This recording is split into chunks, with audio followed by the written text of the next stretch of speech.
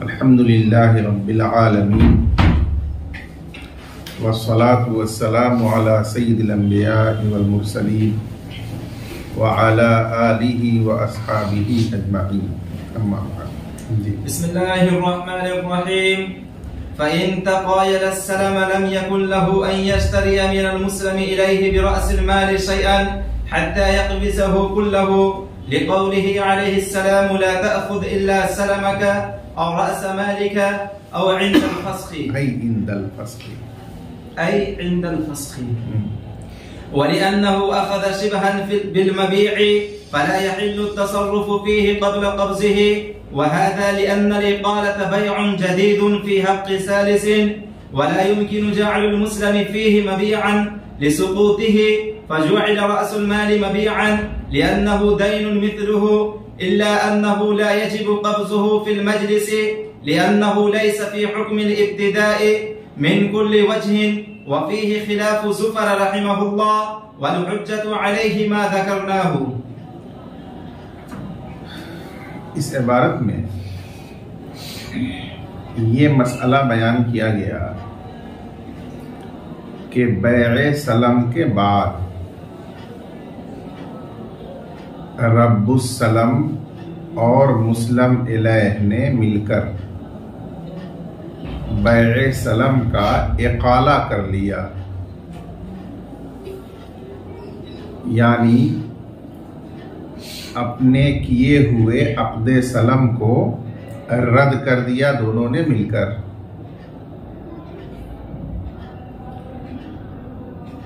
उसके बाद जब रासुल माल को वापस करने की बात आई तो रब्बुस सलम ने कहा कि उस रासुल माल के बदले आप मुझे फला चीज दे दें, यानी उसने रासुल माल के बदले कोई दूसरी चीज मुस्लिम इलैह से खरीदना चाहा, तो क्या ये खरीदना उसके लिए जायज है? तो यहां उसका जवाब दिया गया कि जुमहूर अहनाफ के नजदीक ये खरीदना रब्बुस सलम के लिए जायज नहीं है। हाँ, वो पहले रासुल माल पर कब्जा कर ले, उसूल कर ले, और फिर उसके बदले में कुछ खरीदना हो तो मुस्लिम इलैह से खरीद सकता है। इसमें हजरत इमाम ज़फ़र रहमतुल्लाह अलैह का इख्तिलाफ है। उनके नजदीक रब्बुस सलम रासुल माल दैन के एवज में मुस्लिम फीह से कोई चीज खरीदना चाहे तो उसे खरीद लेना जायज है। इस सिलसिले में हजरत इमाम ज़फ़र रहमतुल्लाह अलैह की दलील क़ियास है।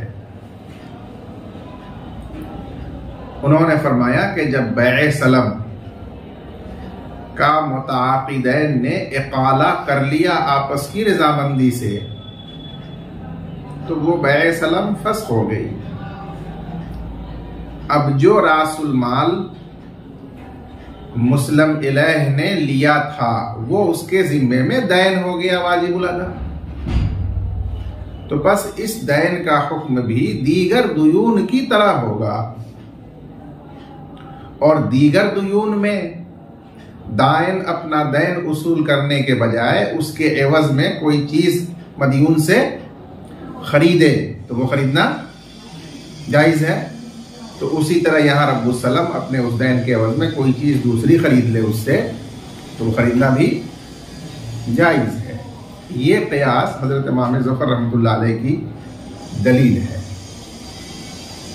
हमारे मुसन्निफ़ रहमतुल्लाह अलैह ने हजरत इमाम ज़फ़र रहमतुल्लाह अलैह की इस दलील को बयान नहीं किया, इसके वाज़ेह और ज़ाहिर होने की वजह से। इसके मुकाबले में जमहूर अहनाफ की दलील एक हदीस शरीफ है और एक दलील माकूल भी है। हदीस शरीफ ये है कि अल्लाह के रसूल सल्लल्लाहु अलैहि वसल्लम ने रब्बुस्सलम को मुखातब करते हुए इरशाद फरमाया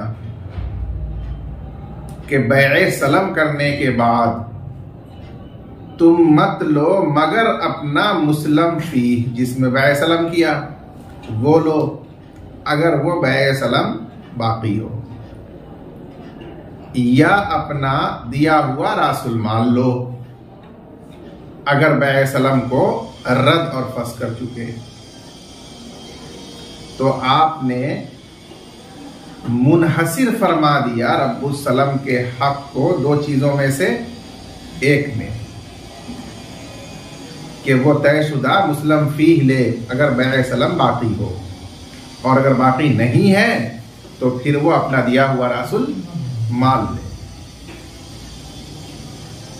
इससे मालूम हुआ कि उसे उसके बदले कोई और चीज लेना मुस्लिम अलैह से जायज नहीं है। ये हदीस शरीफ दलील है। और दलील माकूल ये है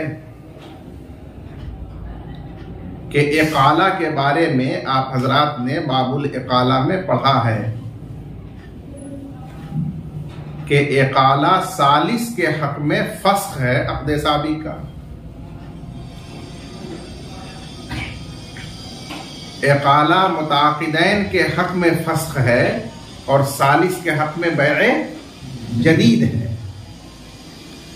वो गलती से मैंने उल्टा बोल दिया। मुताक़िदैन के हक में इकाला फस्ख है और सालिस के हक में बैए जदीद है।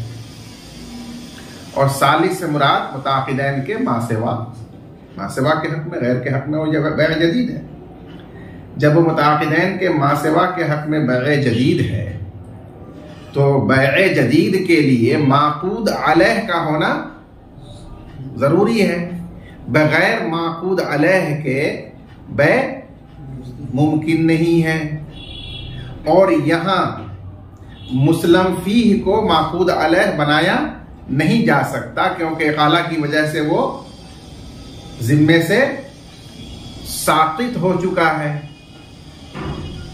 तो अब वहां माक़ूद अलैह किसको बनाया जाए?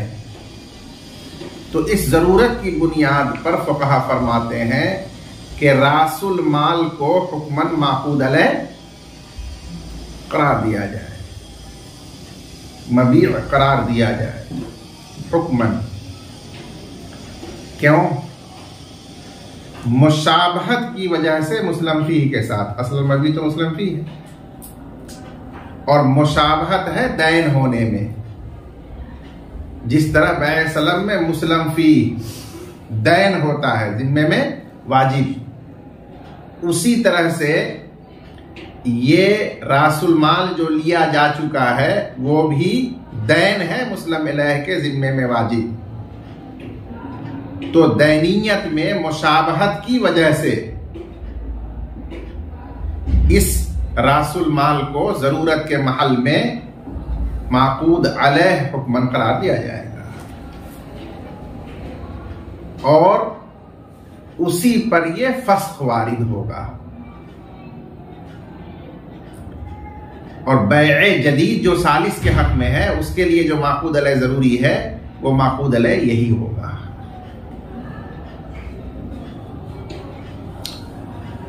जब यह हुक्मन माक़ूद अलैह और मबी हो गया तो ये मसला आप किताबुल बुयू में पढ़ चुके हैं कि मबी पर कब्जा करने से पहले उसमें कोई तसर्रुफ करना जायज नहीं है। इसलिए यहां रब्बुस्सलम पहले उस रासुल माल को जो हुक्मन मबी है मुशाबे मुस्लिम फी होने की वजह से पहले उस पर कब्जा करेगा, तब उसके अंदर कोई तसर्रुफ करेगा, उसके एवज में कुछ खरीदेगा या किसी को हिबा सदका वगैरह करेगा तो दुरुस्त होगा।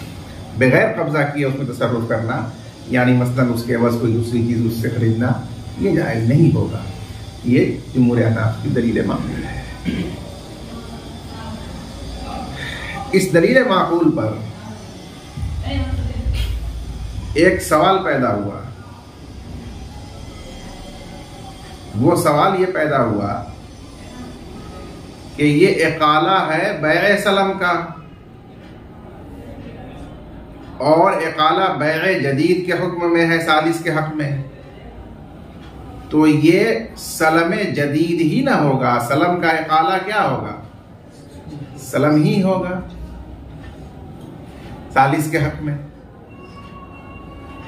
और सलम में आप पढ़ चुके हैं कि मजलिस में रासुल माल पर कब्जा करना जरूरी है। तो क्या जिस मजलिस में इकाला हुआ है उसी मजलिस में जरूरी है कि रब्बुस सलम अपने अदा किए हुए रासुल माल पर कब्जा कर ले? ये सवाल पैदा। तो साहिब दाया ने इसका जवाब दिया कि नहीं, ये जरूरी नहीं है। क्यों जरूरी नहीं है? इसलिए जरूरी नहीं है कि ये जो इकाला है बैअ सलम का, ये मिन कुल्ले वजहिन इब्तिदाए सलम के हुक्म में नहीं है, बल्कि ये सालिस के हक में बैअ सलम के हुक्म में है, लेकिन खुद मुताकिदन के हक में तो ये फस्क इकाला है, फस्क सलम है। तो मिन कुल्ले वजहिन पूरे तौर पर इब्तिदाए सलम के हक में, जदीद सलम के इब्तिदा के हक में हुक्म में नहीं है। तो लिहाजा जदीद सलम और इब्तिदाए सलम का जो हुक्म है कि मजलिस में ही रासुल माल पर कब्जा करना जरूरी होगा, वो इस इकाला वाले बैअ सलम पर जारी नहीं होगा। इसमें अगर इकाला की मजलिस में कब्जा नहीं भी किया उसने रासुल माल पर और जुदा हो गए, तो भी वो इकाला सही हो जाएगा। ये इस सवाल का साहिब दाया ने इल्ला अन्नहु से जवाब भी दिया है। अब इस पे इबारत में देखिए, फ़इन तक़ायल सलम, बस अगर आक़िदैन ने बैअ सलम का इकाला किया बाहम, लम यकुल लहू, तो रब्बुस सलम के लिए जायज़ नहीं है कि वो मुस्लम इलैह से रासुल माल के बदले कोई चीज़ खरीद ले, यहाँ तक कि उस पूरे रासुल माल पर कब्जा कर ले, तब उसके बाद जो चाहे उससे खरीदे। इसलिए कि रसूलुल्लाह सल्लल्लाहु अलैहि वसल्लम ने इरशाद फरमाया रब्बुस सलम से कि तुम मत लो मगर अपना मुस्लम फी, सलम यहाँ मुस्लम फी के माना में है, या अपना रासुल माल। ये रासुल माल कब लेता है? आई इंदल फस्ख, यानी बैअ सलम के फस्ख के वक्त अपना रासुल माल तुम ले लो। वलिअन्नहु अखज़ शिबहन बिल मबीअ, और इसलिए कि रासुल माल मबी के मुशाबिह हो गया, हालांकि असल में वो बमंजिले समन है, लेकिन इस इकाले में वो मबी के मुशाबिह हो गया, मबी की मुशाबहत ले ली, तो बस उस पर मबी का हुक्म जारी हुआ। और मबी में तसर्रुफ कब्जा से पहले जायज़ नहीं है, तो फला यहिल्लु तसर्रुफु फीही क़ब्ल क़ब्ज़िही, तो उसमें भी तसर्रुफ करना उस पर कब्जा से पहले जायज़ नहीं होगा। मबी के मुशाबिह क्यों हुआ, उसकी क्या दलील है? वहादा लिअन्नल इक़ालत बैउन जदीदुन फी हक़्क़ि सालिसिही, और ये मबी के मुशाबिह हुआ इसलिए कि इक़ाला जदीद बै है सालिस के हक में। यहाँ मां सिवाय मुताक़िदैन सालिस है, तो हक़ शरा में भी वो बैअ जदीद है। अब बैअ जदीद के लिए मबी होना जरूरी है, उसके बगैर बैअ तो हो ही नहीं सकती। वला युमकिनु जअलुल मुस्लिमी फीही मबीअन, और मुस्लिम फीह को जो सलम में बमंजिले मबी था, अब मबी बनाना मुमकिन नहीं है, लेसुकूतिही, उसके साबित हो जाने की वजह से सलम का इकाला करने की बिना पर, जैसे ही इकाला हुआ वो तो जिम्मे से साबित हो गया। अब सालिस के हक में बैअ जदीद करार देने के लिए उसको मबी नहीं बनाया जा सकता, है ही नहीं, वो साबित है। तो अब जरूरतन फजुइल रासुल माली मबियान, तो जरूरतन रासुल माल ही को मबी हुक्मन बनाया गया, और हुक्मन मबी बनाने की वजह मुशाबहत है। लिअन्नहु दैनुन मिस्लुहु, इसलिए कि रासुल माल भी मुस्लिम फी की तरह मुस्लिम इलैह के जिम्मे में वाजिब दैन है। इस मुमासलत व मुशाबहत की वजह से उसको हुक्मन मबी करार दिया गया। जब ये बात साबित हो गई कि हुक्मन मबी है तो मबी का हुक्म उस पर जारी हुआ, कब्जा से पहले तसर्रुफ करना उसमें जायज नहीं होगा। इल्ला अन्नहु ला यजिबु कब्ज़ुहु फिल मजलिस, लेकिन उस पर मजलिस इकाला में कब्जा करना वाजिब नहीं होगा। लिअन्नहु लैसा फी हुक्मिल इब्तिदा ऐ इब्तिदाए सलम, इसलिए कि सलम का इकाला इब्तिदाए इकाला के हुक्म में मिन कुल्ले वजहिन नहीं है, सिर्फ मिन वजहिन वो इब्तिदाए इकाला यानी सलम जदीद के हुक्म में है सालिस के एतबार से। लिहाजा उस पर सलम जदीद का हुक्म या अल्फाज़ दीगर इब्तिदाए सलम का पूरा हुक्म जारी नहीं होगा। इसलिए इब्तिदाए सलम में या सलम जदीद में अगरचे कब्जा फिल मजलिस रासुल माल पर जरूरी है, लेकिन इकाला सलम में वो जरूरी नहीं होगा। जिस मजलिस में इकाला हुआ उसके बाद भी वो उस पर कब्जा कर ले तो इकाला सही है। वफीही खिलाफु ज़ुफर, और इसमें इमाम ज़ुफर रहमतुल्लाह अलैह का इख्तिलाफ है। उनके यहाँ बगैर कब्जा किए भी उस रासुल माल के एवज, उस दैन के एवज कोई चीज खरीद सकता है मुस्लिम इलैह से। वल हुज्जतु अलैहि मा ज़करना, और उनके खिलाफ हुज्जत वो दलाइल हैं जिनको हमने जिक्र किया, उनमें हदीस शरीफ भी है और दलील माकूल भी है। ये ताबीर साहिब हिदाया उस वक्त जिक्र करते हैं जबकि उसके मुकाबिल दलील ज़ईफ और कमजोर हो, मरजू हो, तो उस दलील को जिक्र करने के बजाय ये कह देते हैं कि उनके खिलाफ वो दलाइल हुज्जत हैं जो हमने जिक्र किए हैं। जी वमन अस्लम फी कुर्रि हिंततिन फलम्मा हल्ल अल-अजल इश्तरा al-मुस्लिम इलैहि मिन रजुलिन कुर्रन व अमरा रब्बुस सलाम बिक़ब्ज़िही क़ज़ाअन। रब्बुस सलाम ये अमरा का मफ़ऊल बिही है।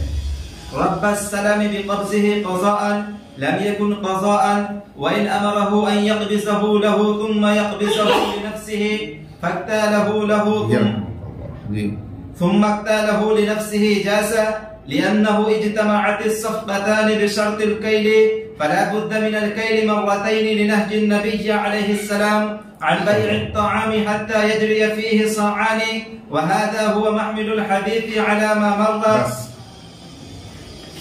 इस इबारत में ये मसला बयान किया गया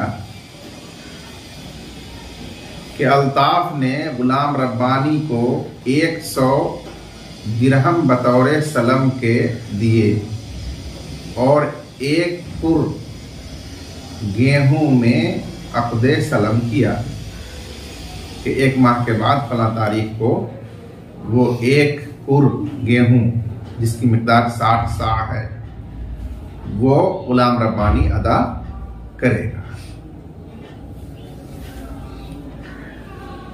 जब वो मुकर्रर मुद्दत अदायगी की आई तो गुलाम रब्बानी ने अल्ताफ को कहा कि मैंने 1 कुर गेहूं मुर्शिद से खरीद रखा है, आप जाकर 1 कुर गेहूं उससे अपना उसूल कर लीजिए। चुनांचे वो अल्ताफ गया और मुर्शिद से एक कुर गेहूं कैल करके और उसूल कर लिया। तो इस पर यह सवाल होगा कि क्या रब्बुस्सलम का हक मौसूल हो गया और मुस्लम इलैह बरीयु जिम्मा मुस्लम फी से हो गया या नहीं हुआ? तो इस इबारत में उसका जवाब दिया गया कि नहीं हुआ वो बरीयु जिम्मा, अभी रब्बुस्सलम का हक अदा नहीं हुआ। क्यों नहीं हुआ? इसलिए कि जब दो बै का मामला अक्द एक मबी में, एक महल में जमा हो जाएं और वो दोनों मामले कैले मालूम की शर्त पर किए गए हों, तो वहां वाजिब है कि हर अक्द का अलग अलग कैल किया जाए। क्योंकि हदीस में अल्लाह के रसूल सल्लल्लाहु अलैहि वसल्लम ने यह तालीम फरमाई कि जब कोई खरीदने वाला खरीद ले अनाज को कैल की शर्त पर, तो फिर आगे वो उसको न बेचे यहां तक कि उसमें दो कैल जारी हो जाए, दो सा जारी हो जाए, यानी दो कैल जारी। यह हदीस माकबल में गुजरी है और वहां कहा गया है कि इस हदीस का मिस्दाक वो सूरत है जहां दो अक्द एक महल में जमा हो जाए। मज़कूरा सूरत मसला में दो अक्द एक महल में जमा हो चुके हैं। एक अक्द तो वो है जो गुलाम रब्बानी और मुर्शिद के दरमियान एक कुर गेहूं में जारी हुआ है, और दूसरा अक्द वो है जो गुलाम रब्बानी और अल्ताफ के दरमियान तकदीरन अब लेन देन की सूरत में जारी हुआ है। तो यहां वाजिब था दो मर्तबा कैल करना, एक कैल अक्द अव्वल की वजह से और दूसरा कैल अक्द सानी की वजह से, तब वो अदायगी मोतबर होती और अपना हक उसूल करने वाला होता। लेकिन यहां ऐसा नहीं हो सका, इसलिए वो अदायगी नहीं हुई, बल्कि उसको यह समझा जाएगा कि अल्ताफ बहैसियत वकील और नायब गुलाम रब्बानी की तरफ से कैल करके उसके मबी पर कब्जा किया है। इसलिए अगर वो इस हालत में हलाक होता है अल्ताफ के कब्जे में, तो किसका माल हलाक होगा? गुलाम रब्बानी का। और मुस्लिम फी अभी अपने हाल पर उसके जिम्मे में बाकी रहेगा।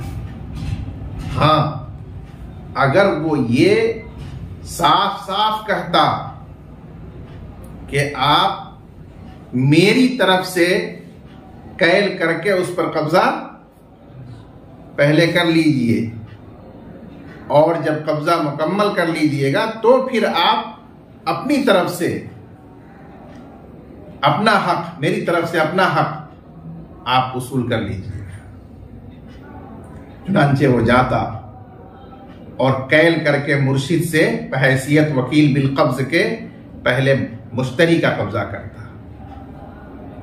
और फिर अपने हक की उसूलियाबी के लिए कैल करके अब अपना मुस्लिम फी उसूल करता। तो इस सूरत में वो मुस्लिम फी की अदायगी मोतबर हो जाती है और मुस्लिम इलैह उससे बरी जिम्मा हो जाता। ये बात समझ में आई आपको? इसी को बयान किया। इमाम मोहम्मद रहमतुल्लाह अलैह ने फरमाया, वमन अस्लम फी कुर्रि हिंदतिन, और अगर किसी ने अक़दे सलम किया एक कुर गेहूं में, फलम्मा हल्लल अजलु, बस जब अदायगी की मुअय्यन मुद्दत आ गई तो मुस्लिम इलैह ने किसी आदमी से एक गुर गेहूं खरीदा, जैसे मुर्शिद से खरीदा, लेकिन खुद उसने कब्जा नहीं किया, बल्कि रब्बुस्सलम को कह दिया कि वो जाकर उसे कब्जा कर ले क़ज़ाअन, अपने हक की अदायगी के तौर पर, यानी मुस्लिम फी की अदायगी के तौर पर। चुनांचे उसने ऐसा किया तो लम यकुन क़ज़ाअन, ये मुस्लिम फी की अदायगी शरअन नहीं होगी। व इन अमरहु अन यक़बिज़हु लहू, और अगर उसे कहा कि पहले उस मबी पर कब्जा करे उस मुस्लिम इलैह के लिए जो मुश्तरी है, सुम्मा यक़बिज़हु लिनफ़्सिही, फिर उस पर कब्जा करे अपने लिए, अपने हक की उसूलियाबी के तौर पर। चुनांचे उसने उस मबी को नापा, कैल किया, लहू, उसके लिए पहले, फिर उसके बाद उसका कैल किया अपने लिए, जाजा, तो इसमें मुस्लिम फी की अदायगी जायज हो जाएगी। लिअन्नहु इज्तमाअति सफ़क़तानि बिशर्तिल कैल, इसलिए कि दो अक़्द जमा हो गए कैल की शर्त के साथ, दोनों अक़्द कैल मालूम की शर्त पर हुआ। फला बुद्द मिनल कैल मरतैन, तो दो मरतबा कैल करना जरूरी है, वाजिब है, दोनों अक़्द के मुक्तज़ा को पूरा करते हुए। लिनही नबी अलैहिस्सलाम, क्योंकि नबी अकरम सल्लल्लाहु अलैहि वसल्लम ने मना फरमाया है गल्ले की बै से, यहां तक के उसमें 2 सा जारी हो जाए, यानी 2 मरतबा उसका कैल हो जाए। बाए का सा वो भी अपना कैल कर ले, और फिर मुश्तरी का सा वो भी कैल कर ले, तब उसके बाद वहादा हुआ महमिलुल हदीस, और यही सूरत मज़कूरा हदीस का मिस्दाक है, यानी जहां 2 अक़्द जमा हो महल्ले वाहिद में, वहां इस हदीस के मुताबिक अमल वाजिब है कि 2 बार कैल होना चाहिए। अलामा मर्रा, जैसा कि बाबुल मुराबहा में गुजर चुका है। जी। वस्सलामु व इन कान साबिक़न लाकिन क़ब्ज़ अल-मुस्लिम फ़ीहि लाहिक़ुन व इन्नहु बिमंज़िलति इब्तिदाइल बै'i लिअन्न अल-ऐन ग़ैरु अद-दैन हक़ीक़तन व इन जअल ऐनहु फ़ी हक़्क़ि हुक्मिन ख़ासिन व हुवा हुर्मतुल इस्तिब्दाल फ़यतहक़्क़क़ुल बै'उ बअद अश-शिरा। बस इस इबारत में एक सवाल मुक़द्दर का जवाब दिया गया।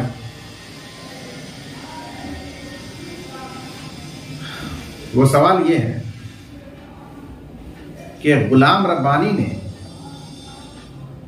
जो 1 कुर गेहूं खरीदा है मुर्शिद से, वो 1 अक़्द हो गया,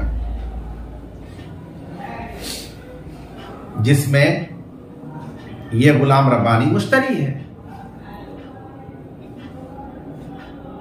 आप फरमा रहे हैं कि उसके बाद भी 1 अक़्द पाया गया,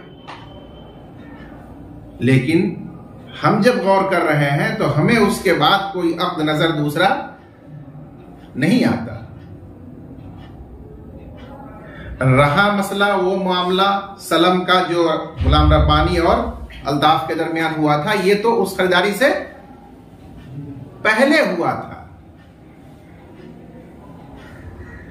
अब जो खरीदारी हुई है इसके बाद दूसरा कहां अक़्द है कि 2 अक़्द उसमें जमा हो गए उस गेहूं में। उस गेहूं में तो 1 ही अक़्द हुआ, गुलाम रब्बानी ने मुर्शिद से उसको खरीदा।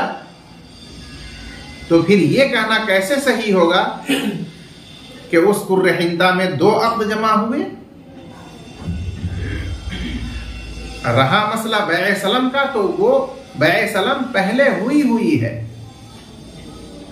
और जिस कुर्रे हिंदा में वो बैए सलम हुई है वो कुर्रे हिंदा तो उसके जिम्मे में दैन है, वो अलग बात है।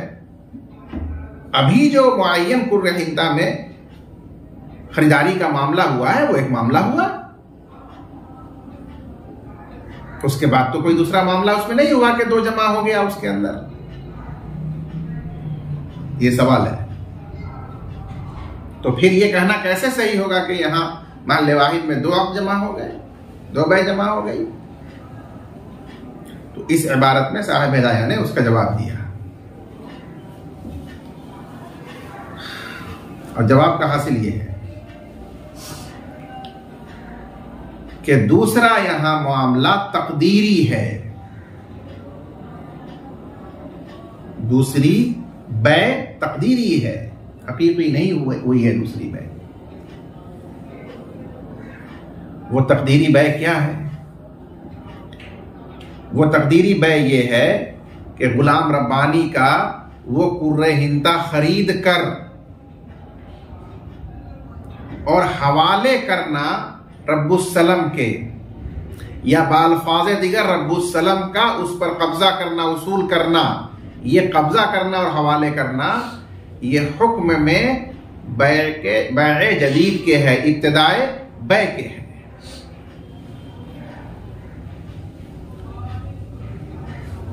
आप हजरात इस पर सवाल करेंगे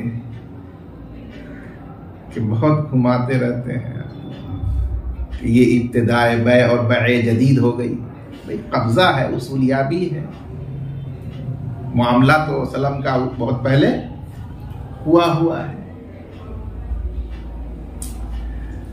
तो उसको समझाने के लिए हम कहेंगे कि जरा गौर कीजिए आप, बै सलम जो हुई है उसमें माकूद अलैह तो मुस्लम अलैह गुलाम रब्बानी के जिम्मे में न वाजिब है, और जिस वक्त कब्जा हिस्सी हो रहा है उस वक्त तक तो एक मुअय्यन गेहूं, एक कुर गेहूं लिया जा रहा है और दिया जा रहा है।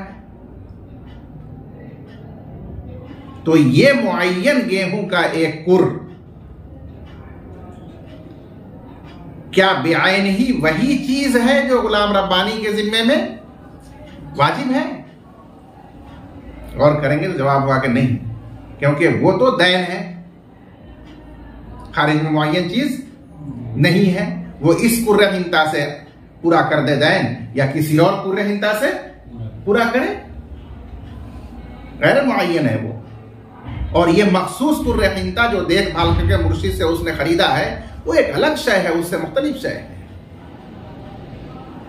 जब सलम का माकूद अलैह जिम्मे में वाजिब मुस्लम फी है जो दैन है, और ये कुर्रे हिंदा जो दिया जा रहा है और रब्बुस्सलम जिसको कब्जा कर रहा ले रहा है, ये एक मुअय्यन कुर्रे हिंदा है, आयन है, दोनों मुख्तलिफ अलग अलग चीजें हैं। तो ये मानना होगा कि इसका मतलब ये हुआ कि मुस्लिम अलैह ने जो उसके ऊपर दैन वाजिब था मुस्लिम फी का हुक्मन और तकदीरन, उसके एवज और बदले में ये ऐन उसको दे रहा है। इस एतबार से ये कब्जा, ये हवालगी इब्तिदाए बै के हुक्म में है कि उसे वो बेच रहा है और अब कब्जा करने वाला उसको उसके बदले में बिन जदीद खरीद रहा है। तो अब 2 बै हो गई महल वाहिद में कुर्रे हिंता मुअय्यन में, एक जो मुर्शिद से उसने किया था और एक जो उसने बेचने की सूरत में किया अल्ताफ से, उसके बाद कब्जा की सूरत में। जब 2 बै जमा हो गई तो उसमें अब 2 मरतबा कैल जरूरी है, दोनों बै के मुक्तजा के मुताबिक, क्योंकि दोनों में कैले मालूम की शर्त है। तो उस कैले मालूम की शर्त पूरी करने और जानने के लिए वो तो कैल करना ही पड़ेगा, उसमें भी और इसमें भी। ये जवाब दिया। जब ये जवाब दिया तो मुतरिज और साइल फिर खड़ा हुआ कि चलिए इससे ये मामला तो हल हो गया कि 2 अक़्द इस सूरत में जमा हो गए, लेकिन वो जो पीछे बार बार कहते हुए आए हैं कि कब्जा से पहले इस्तिब्दाल जायज नहीं है, कब्जा से पहले इस्तिब्दाल जायज नहीं है, वो तो इस्तिब्दाल हुआ कि जो असल वाजिब था वो दैन था और उसके बदले में दूसरी आयन चीज लिया। हालांकि इस्तिब्दाल कब्ल कब्ज़ आप कह के आ रहे हैं कि हराम है, तो अगर आप इसको इब्तिदाए बै मानते हैं तो इस्तिब्दाल किया ना भाई, इस्तिब्दाल तो नाजायज है कब्जा से कब्ल। तो उसका जवाब दिया कि हाँ, जरूरतन इस एक वाहिद सूरत में बजाय दैन के ऐन ही तो दिया जाएगा, कोई और सूरत है उस दैन को अदा करने की। इसलिए इस खास हुक्म में, इस खास सूरत में वो ऐन जो लिया जा रहा है वो वही दैन माना जाएगा बेऐन ही जो उस पर वाजिब है, ऐन दैन उसको माना जाएगा, ताकि इस्तिब्दाल कब्ल कब्ज़ लाजिम ना आए।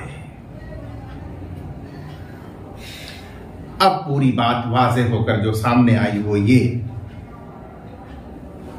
कि बैए सलम में जब मुस्लिम फीह की अदायगी की जाती है तो जो ऐन दिया जाता है और कब्जा किया जाता है वो हकीकतन तो गैर दैन होता है, क्योंकि दैन जो मुस्लिम फी वाजिब है वो जिम्मे में है और ये मुअय्यन है, तो हकीकतन तो उसका गैर होता है। इसी गैरियत के एतबार से जब उसको दिया जाता है और लिया जाता है तो गोया उस वक्त अक्द की एक इब्तिदा होती है, एक जदीद अक्द होता है लेन देन का। लेकिन साथ ही साथ वो मकबूज आयने दैन भी होता है एक खास हुक्म में, और वो खास हुक्म यही है कि जो वाजिब है उसका तबादला या इस्तिब्दाल नहीं होता, बल्कि ये समझा जाए कि बेआइन ही उसी की उसूलियाबी होती है, ताकि इस्तिब्दाल की हुर्मत इस सूरत में भी लाजिम ना आए। इसके अलावा अहकाम और सूरतों में वो गैर दैन है हकीकतन, लेकिन इस एक खास हुक्म में वो मकबूज आयने दैन है, ताकि ये बात सादिक आए कि जो माखूद अलैह था वही दिया और लिया गया, इस्तिब्दाल कब्ल कब्ज़ नहीं हुआ।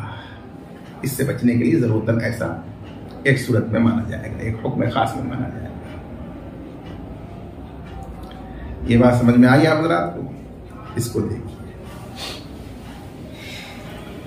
वस्सलम व इनकान साबिक़न, और बैए सलम अगरचे मुक़द्दम है इस बै पर जो मुस्लिम इलैह ने दूसरे के साथ किया है, गुलाम रब्बानी ने मुर्शिद से जो बै की है उस बै पर बैए सलम मुक़द्दम है, लेकिन मुस्लिम फी का कब्जा मुअख्खर है, लाहिक है यानी मुअख्खर है। जाहिर सी बात है कि पहले मुर्शिद से वो खरीद चुका है, बाद में ना ये कब्जा अल्ताफ करने गया है उस पर, तो मुस्लिम फी पर जो कब्जा किया जा रहा है रब्बुस सलम की तरफ से, वो कब्जा तो उस बै से मुअख्खर है। व इन्नहु बेमंजिलति इब्तिदाइल बै, और बेशक ये कब्जा इब्तिदाए बै के दर्जे में है, यानी यूं समझा जाएगा कि अब ये गुलाम रब्बानी मुस्लिम इलैह बेच रहा है कब्जा के वक्त, और वो रब्बुस सलम उसको अब खरीद रहा है, ले रहा है। तकदीरन ऐसा समझा जाएगा, हकीकतन ऐसा है नहीं, इसलिए बेमंजिला कहा। व इन्नहु बेमंजिलति इब्तिदाइल बै, और बेशक ये कब्जा इब्तिदाए बै के दर्जे में है। क्या जरूरत है इसको इब्तिदाए बै मानने की? लिअन्नल आइन गैरुद दैनी हकीकतन, इसलिए कि आयने मकबूज गैर दैन है हकीकतन, तो जो दैन सलम की वजह से वाजिब था वो अलग शय है, और ये आयने मकबूज जो लिया और दिया जा रहा है ये बिल्कुल अलग शय है। इसलिए इस लेन देन को आप उस सलम के साथ नहीं जोड़ सकते, क्योंकि उसका माकूद अलग तो अलग है। इस वजह से आपको ये मानना होगा मुकद्दर कि ये बमंजिला इब्तिदाए बै है। अब वो सवाल पैदा हुआ कि जब ये गैर दैन है तो जिस वक्त उसको ले रहा है वो तो इस्तिब्दाल कर रहा है कि माकूद अलैहि सल्लम में कुछ और था और उसके एवज में वो ले रहा है कुछ और इस्तेदाल को आप बार बार हराम कह चुके कि नाजायज है कब्ल कब्ज। व इन जुइल आइनहु फी हक़ हुक्मिन खासिन, अगरचे मकबूज को आयने दैन करार दिया गया है। आइनहु का मतलब आइन दैन, अगरचे इस मकबूज को आयने दैन करार दिया गया है एक खास हुक्म में, एक खास सूरत में, और वो खास हुक्म इस्तेबदाल की हुर्मत है। उस हुर्मत से बचने के लिए इसको आयने दैन करार दिया गया और कहा गया कि ये कब्जा जो होगा तो ये माना जाएगा कि वही बेअैन ही माकूद अलैह दैन है ये जो उसमें वाजिब हुआ था सलम में। अलगरज यतहक्कुल बैउ अल बैउ तक़दीरी, अलगरज एक तकदीरी बै मुतहक्कक होगी बाद शिरा, खरीदारी के बाद। इस तरह से दो अक्द उसमें जमा हो जाएंगे और दोनों में कैल मालूम शर्त है, तो उस कैल मालूम की मार्फत के लिए 2 मरतबा कैल करना दोनों का मुक्तजा होगा, इसलिए 2 बार कैल करना जरूरी है। जी वइल्लम यकुन सलमन व कान कर्ज़न फअमरहु बिक़ब्ज़िल कुर्रि जाज़ा लिअन्न al-क़र्ज़ इआरतुन व लिहाज़ा यनअक़िदु बिलफ़्ज़िल इआरति फ़कान al-मरदूद अन al-मअख़ूज़ मुतलक़न हुक्मन फ़ला यजतमिउ as-सफ़क़तानि। साहिब हिदाया मिलते जुलते मसाइल में फुरूक बयान करते रहते हैं, तो यहां भी सलम और कर्ज के मसले में फर्क को बयान फरमाया कि फर्ज कीजिए 1 कुंटल गेहूं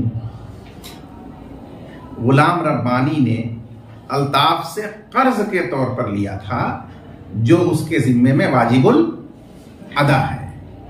जिस तरह सलम में 1 कुर गेहूं उसके ऊपर वाजिबुल अदा था ना, तो वहां सलम की वजह से था और यहां कर्ज लेने की वजह से वाजिबुल अदा है तो उस पर वाजिबुल अदा। अब गुलाम रब्बानी ने मुर्शिद से 1 कुंटल गेहूं खरीद लिया, बाकी मसला वही है कि अपने कर्ज खा अल्ताफ को कहा कि अल्ताफ भाई जाकर के आप अपना कर्जा 1 कुंटल गेहूं खरीद लिया हूं मैं, मुर्शिद भाई के पास है, वहां से कब्जा कर लीजिए, वसूल कर लीजिए। चुनांचे अल्ताफ गया और जाकर के उससे कैल किया, 1 कुर गेहूं या कुंटल की बात की तो तौला वजन किया, वो करके अपना ले लिया। तो इसमें फुक़हा फरमाते हैं कि वो कर्ज की अदायगी हो जाएगी एक ही मर्तबा कैल या वजन करके वसूल करने से, जिसका समरा ये होगा कि अब अगर हलाक होगा तो वो कर्ज खा का माल जाएगा, उसका कर्ज अदा हो गया और बरी जिम्मा हो चुका। तो सवाल पैदा होगा ना कि वजह फर्क क्या है, दलील फर्क क्या है, उसको बयान किया। इस वजह फर्क का हासिल यह है कि माक़बल में तफसील से यह समझाया जा चुका है कि कर्ज मिसली चीज में ही जायज है।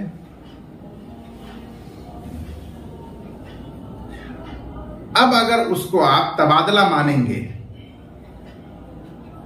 तो हुर्मत नसिया लाजिम आएगी कि 1 कुर गेहूं लिया और उसका दूसरा एवज जो वो देगा उसको क्या रखा गया, मुअज्जल और उधार रखा गया, यही तो होगा ना। तो अगर कर्ज को तबादला मानेंगे कि 1 कुर गेहूं अल्ताफ का उसने ले लिया और एक मुद्दत के बाद वो 1 कुर गेहूं अपना अल्ताफ को उसके एवज में देगा, अगर ये तबादला इसको माना जाए कर्ज को, तो ये रिबन नसिया हो जाएगा। उधार है के बस, और उसकी वजह से ये जायज नहीं होगा। हालांकि शरअन कर्ज का लेन देन जायज ही नहीं, तबर्रो है, मुस्तहब है, फजीलत है उसकी। इसलिए फुक़हा इकराम ने कर्ज को आरियत माना है कि जिस तरह हम अपना कलम किसी को लिखने के लिए दे दें और वो लिखने के बाद फिर अपना वो कलम मुझे लौटाए, तो ये आरियत है ना।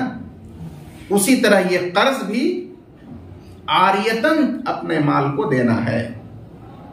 और आरियत में जो मकबूज और माखूज होता है बेआइन ही वही मरदूद होता है। भाई मेरा कलम उसने लिया तो जब लौटाएगा तो वो ठीक वही ना होगा।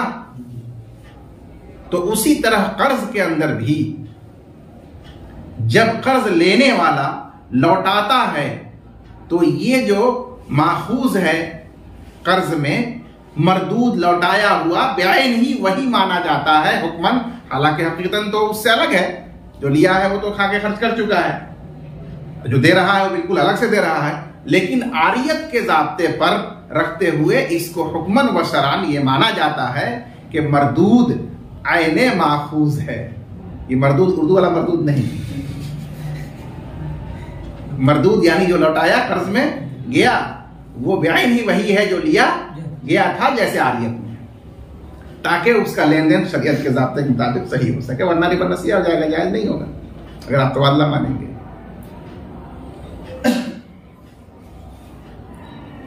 तो जब कर्ज में तबादला है ही नहीं, बल्कि वो तो आरियत पर एक चीज ली गई थी और वो चीज क्या हो गई, लौटाई गई, तो इसलिए वहां पर दूसरा मामला नहीं पाया गया। वहां वनली वन सिर्फ एक ही मामला है।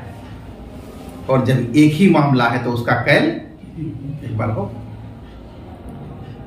वो एक बार कैल खुद करे या अपने वकील से करा ले।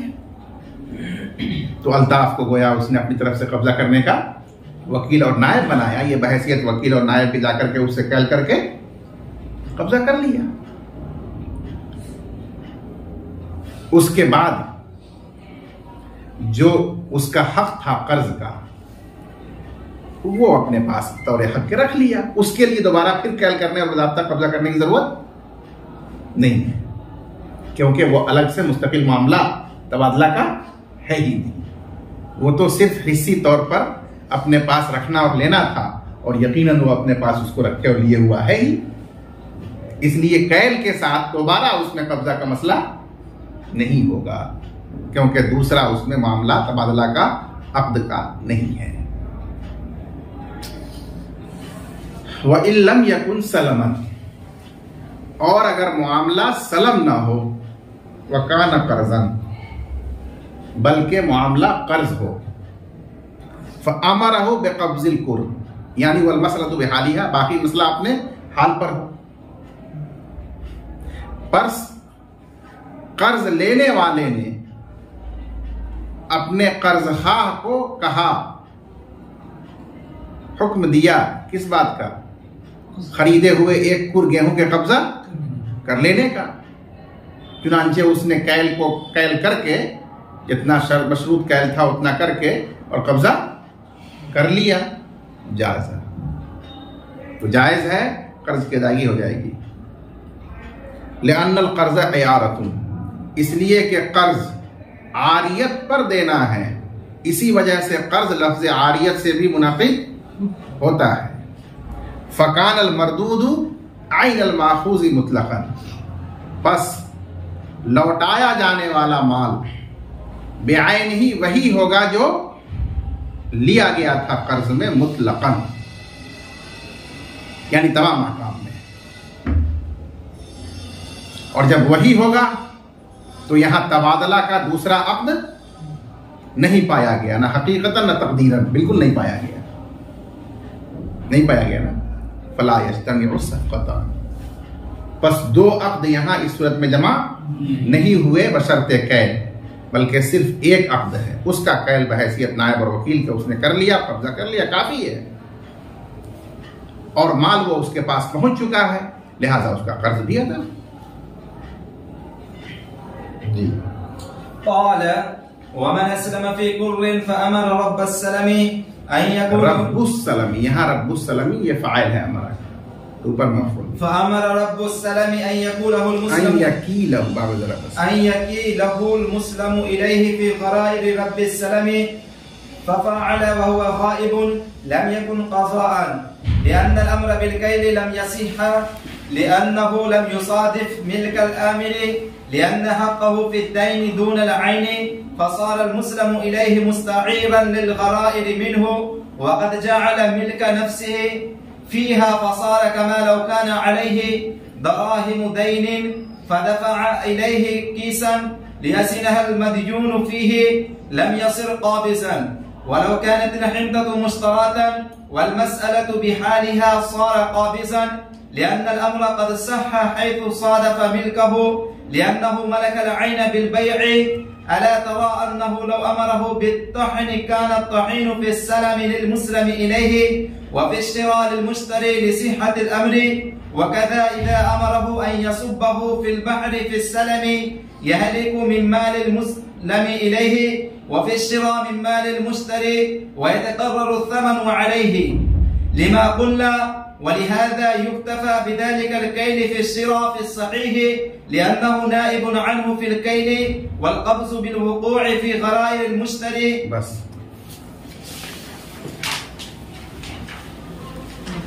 इस इबारत में ये मसला बयान किया गया कि गुलाम रब्बानी ने एक पुर गेहूं में बैय सलम किया मुर्शिद से, यानी उसको नकद रासुल माल 1000 रुपया दिया और मुस्लिम फी के तौर पर एक पुर गेहूं तय कर लिया गया कि 1 माह के बाद फला तारीख को अदा किया जाएगा। उसके बाद तारीख मुकर्रर पर, मुद्दत मुकर्रर पर ये रब्बुस्सलम गुलाम रब्बानी अपनी बोरी लेकर मुलाकात करने उससे गया और अपनी बोरियां उसे देते हुए ये कहा कि आप वो एक कुर गेहूं जो मुस्लिम फी है कैल करके और मेरी इन बोरियों में रख दीजिएगा, और ये कह करके वहां से चला आया। एक सूरत ये भी हो, या किसी के जरिए अपनी बोरियां उसके पास भिजवा दी और कहा कि वो मुस्लिम फी जो एक कुर गेहूं है वो इसी में कैल करके रख दें। चुनांचे उसने एक कुर गेहूं कैल करके और उन बोरियों में रख दिया। तो यहां सवाल पैदा होता है कि ये मुस्लिम फी की अदायगी हुई या नहीं हुई। उसका जवाब लिखा है कि ये मुस्लिम फी की अदायगी नहीं होगी। अगर वो इस हाल में हलाक होगा तो वो हलाक मुस्लिम इलह मुर्शिद का माल होगा और रब्बुस्सलम का अपना हक मुस्लिम फी में बाकी रहेगा, वो उसका मुतालबा कर सकता है। अदायगी नहीं हुई है। क्यों नहीं हुई? उसकी दलील समझने से पहले ज़ाब्ता समझिए।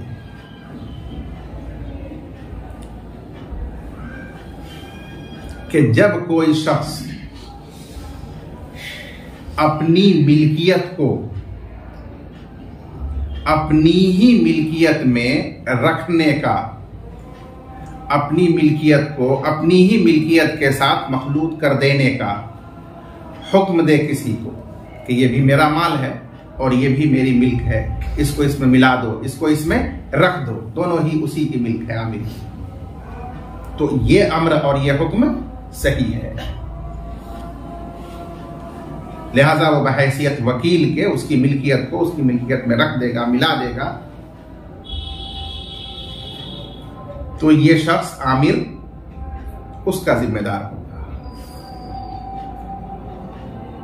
लेकिन जब कोई शख्स गैर की मिल्कियत को कहे कि मेरी मिल्कियत में मिला दो या रख दो, तो यह अम्र सही नहीं होगा।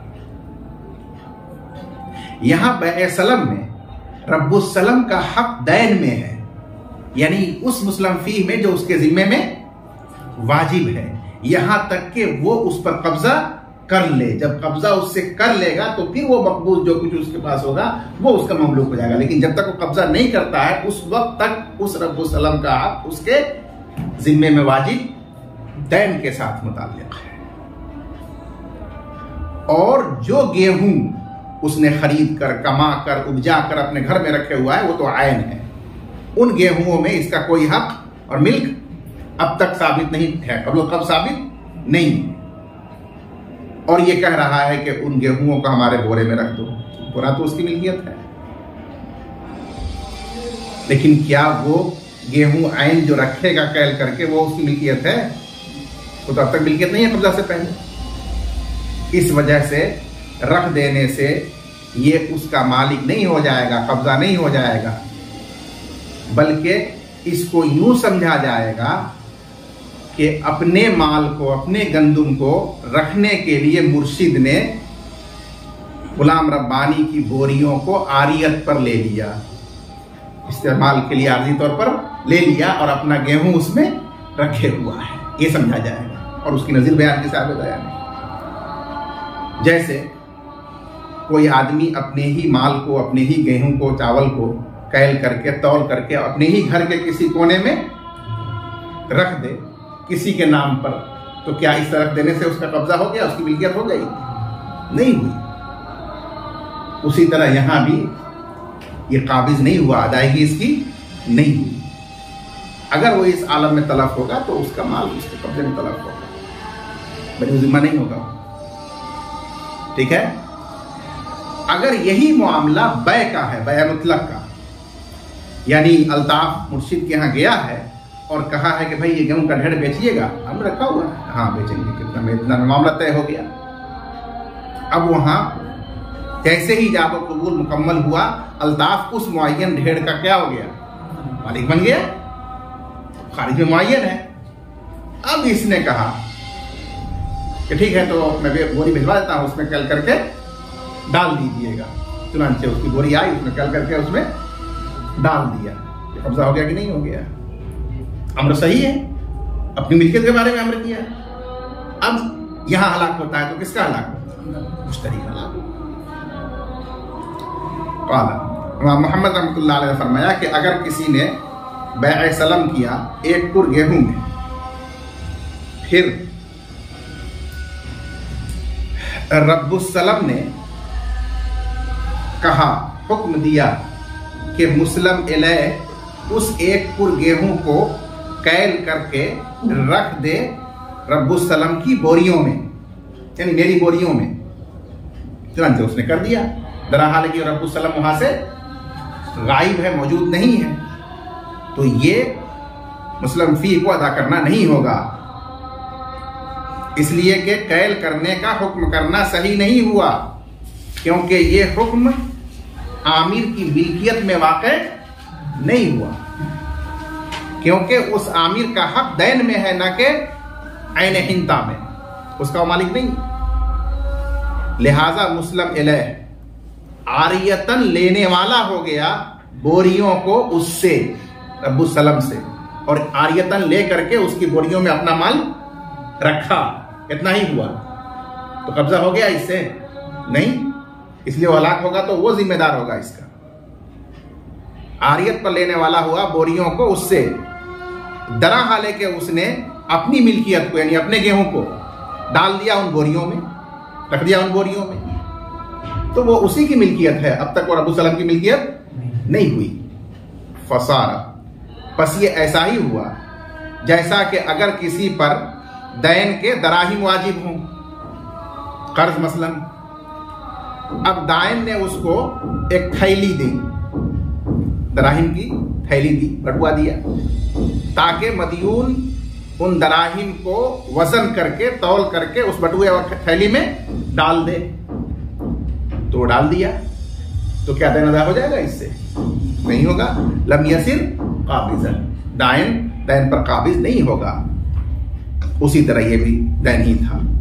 वलौ कानतिल हिंदतु मुश्तरातन, और अगर वो गेहूं खरीदा हुआ है बैअ मुतलक से, बाकी मसला अपने हाल पर है, तो अब वहां कैल कर देने से वो मुश्तरी काबिज हो जाएगा, अब वो मुश्तरी का माल है। लिअन्नल अम्र क़द सह्हा, क्योंकि अपनी बोरियों में मबी को रखने का हुक्म सही है, हैसु सादफ़ मिल्कहु, क्योंकि यह हुक्म उसकी अपनी मिल्क में वाक़ हुआ है। लिअन्नहु मलकल ऐन, क्योंकि खरीदने की वजह से वह ऐन हिंदा का मालिक हो चुका था। अला तरा, क्या आपको मालूम नहीं है कि अगर ये मुश्तरी बाये को हुक्म दे पीस देने का, कि जो गेहूं मैंने खरीदा है उसको आप पीस दीजिए अपनी चक्की में, चुनांचे उसने पीस दिया।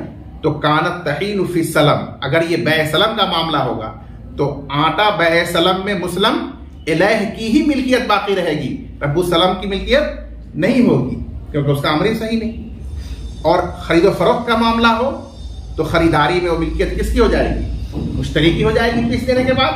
अब उसका मालिक काबिज मुश्तरी हो जाएगा लिसिहतिल अम्र, अम्र के सही होने की वजह से। इसी तरह अगर कोई शख्स दूसरे को कहे कि ये मबी तुम फेंक दो समंदर में, बै सलम के अंदर अबू सलम कह रहा है कि फेंक दो समंदर में, तो उसने उठा करके उसको फेंक दिया, तो वो मुस्लिम इलैह का माल हलाक होगा, क्योंकि अभी तक तो कब्जा किया नहीं था, इसलिए वो मालिक नहीं था, तो आप अपना माल फेंके हैं।